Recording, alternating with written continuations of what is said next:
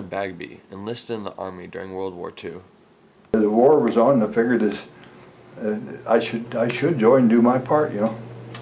I would have been drafted eventually, but I don't know when that would have been.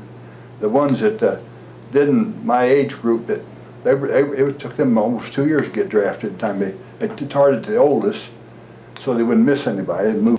I was thinking about the Marines, and I was talking to a man in the Navy, and he said, "Oh, don't join the Marines." He said, at the time, the Marines and the Navy, and I guess maybe they still do, a lot of friction between the two of them. You know, oh, really? Actually, after all, the Marines is the police of the Navy when it comes down to it. It's about what it belongs to, also as well as the main attack force. And I'd always heard about the Marines, and I liked the Marine ham, so I decided, well, that might be it. And then when he talked to him, and he convinced me, and I thought, I'll just go in the Army.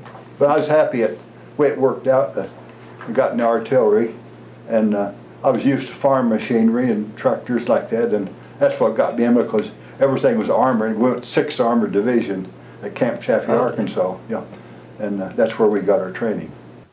Norman's training took him many places. We went to the National Guard Armory in Peoria to be examined, give us our physicals, and check us out and give us certain tests and things like that, and see where the sinus at, you know. And we went on the train down to Belleville, Illinois, at Scott Field. It was the air base at that time, and that's where they did the final processing and then assigned us to the camps we was going to go to.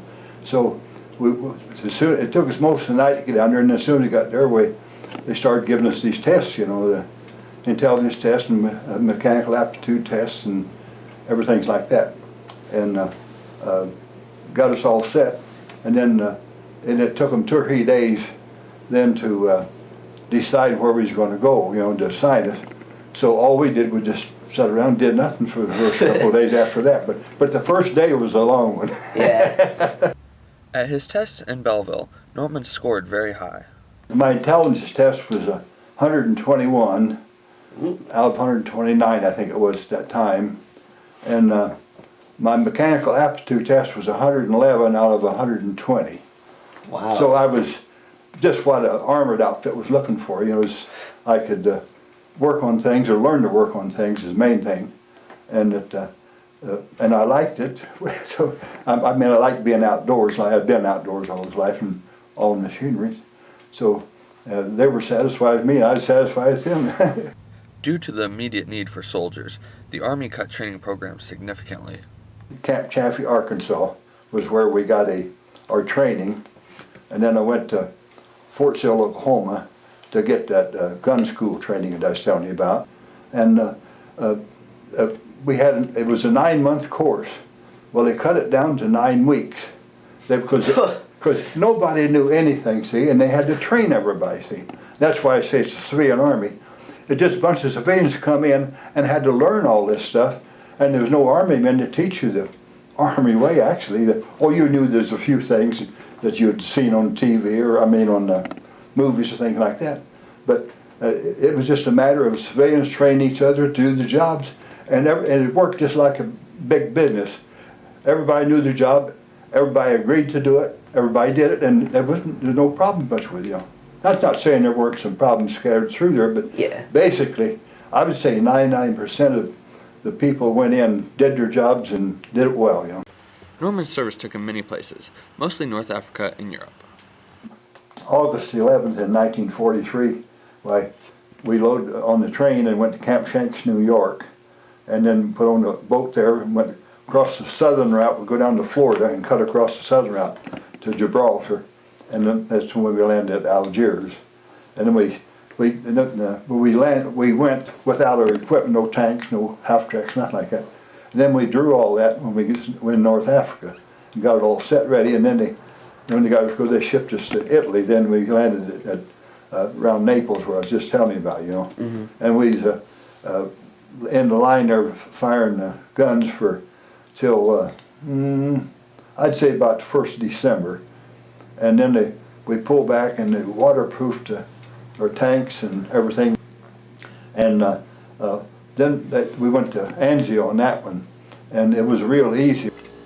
Invasion of southern France, and then just followed the war on into Germany that way. Norman lived in the barracks while training. If you see a two-story kind of a barn-like affair with a bunch of windows, it was like I've seen some apartments in the Springfield look the same way. There's a two-story, and they're all made out of wood, and it's all had airspace under the bottom of them. See, and then they were all wooden floors, and there was no curtains or anything like that.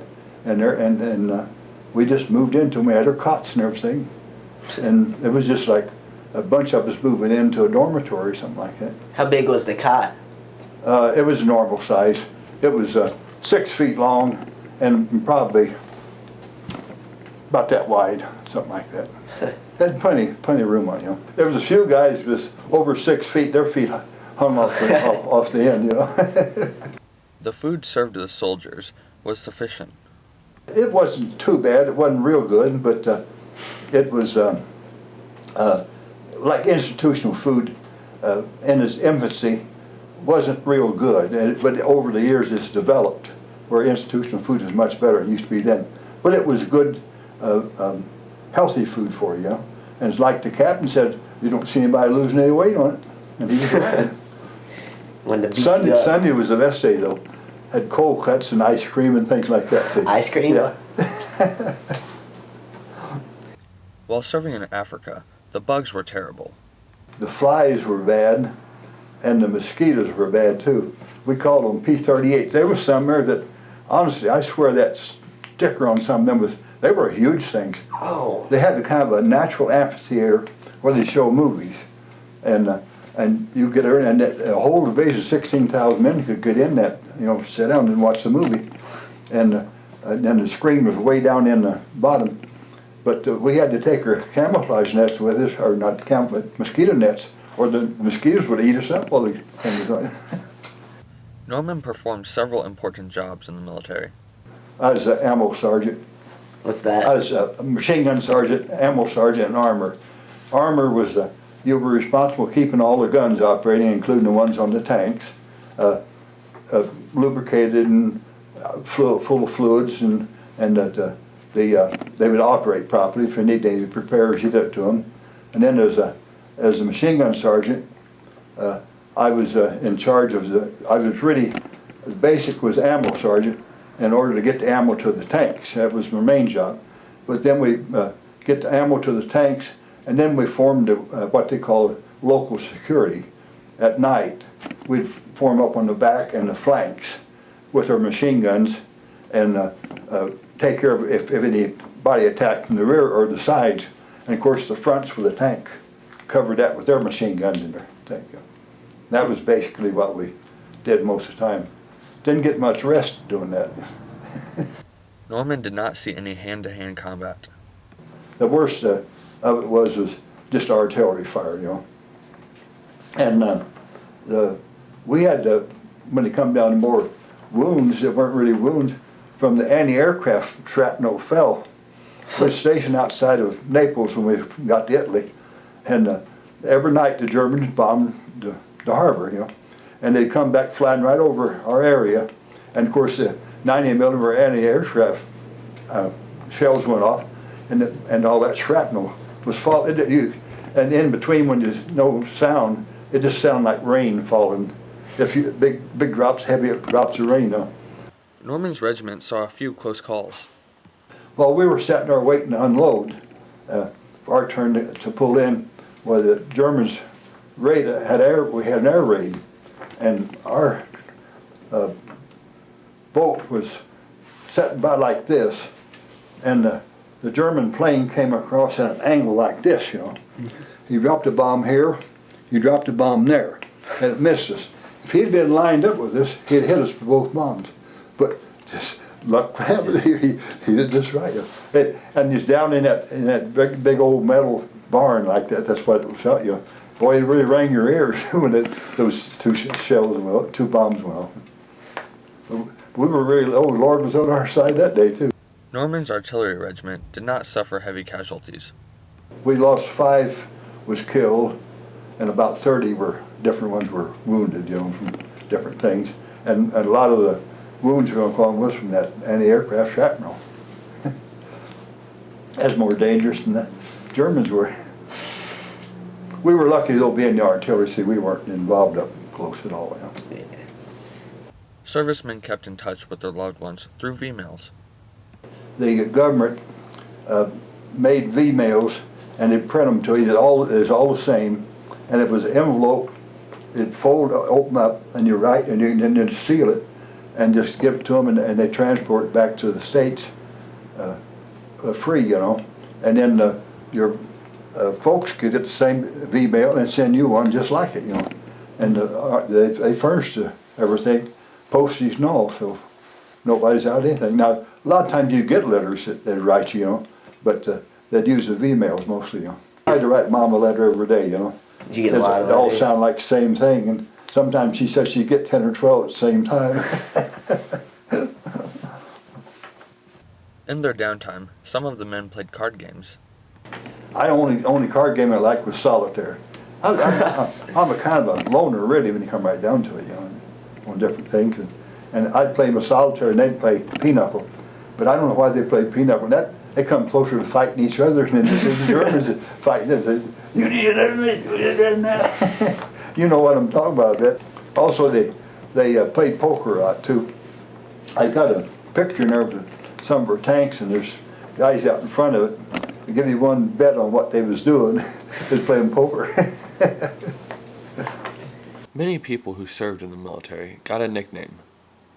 I'll give you one guess on what my nickname was. Sack. Sack. You've heard of the sad sack from Hackensack. I'm sure you've heard that expression, something. But they was trying to get, everybody got a nickname of some kind of, One guy had a big nose, so his nose, Nose? Yeah, and he did have a great big nose, and they called him Nose. And nobody paid attention to what they call you, just something to say and laugh. And like Sack, a lot of people would insult it. It didn't bother me a bit, And they was wondering what to call me. And one said, how about Bag? And no, that's for an old lady, I said, well, how about Sack then? I said, it's fine if it's Sack. That was it. Even the officers called me Sack once in a while. Norman made one very close friend while overseas. Truesdale from Missouri. Truesdale's nickname was Sonny. Somebody started calling him Sonny. Probably we was all pretty young then, and probably one of the older sergeants or something around there probably called him Sonny someday, and it just stuck, That's all they had to do was say it. The men entertained themselves in various ways. There's two guys in there. They just had an argument one day on who was the ugliest. That's how they entertained themselves, just making fun and everything like that. And they went back and forth at it for an hour or two.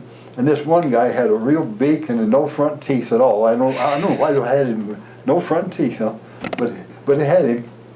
And he was the guy just perpetually smiling and grinning and happy. You've seen those guys like that, And you never saw him in a bad mood or anything. And this Nose was the other guy, that I was telling you about. He was, the two of them was arguing over who was the ugliest, And finally, the old lesson gang, he was the guy with the beak, and the no teeth. He said, Nose, when the Germans knock me off, then you'll be the ugliest guy in his outfit. And so he won. Just things like that help, time pass, Norman did not feel anything in the war was exceptionally too hard, except for one thing. I don't remember anything that was real hard about it, except I would say miss being able to get candy and things like that, the goodies more or less. That's about the main thing I missed more than anything else. Norman had an interesting trip home. We came back on a Liberty ship and landed at Camp Kilburn, then got on a train and went to Fort Sheridan, and that's where we got processed and got discharged. And then from there, I took a bus home from Chicago. They had trains, but the train schedule was crazy, so I'd get a bus sooner. So I took the bus, and when we got ready to leave the Fort Sheridan, we're just north of Chicago, and naturally we had to go down to the train station. That's where they wanted us to take.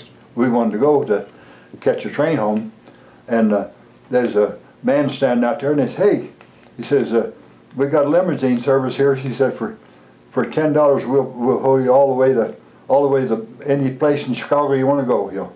And so a bunch of us ready to looking for it. So it was worth $10 to, you know, not have to fight it, because you'd have been out. Who knows what you'd have been out getting? Time you got bus fare and everything else all the way down there. It might have been $10 anyhow. This way we got his trace shot and didn't have to worry about getting there, you know. And then I had to sit there all night and wait for the bus the next morning. And but I knew I was going to be going someplace the next morning, so I just sat there and waited for it, and then got on the bus and went to Peoria, and then transferred from there to a bus to Mason City, my hometown, you know. Saying goodbye to his regiment was very hard for Norman. That was your family.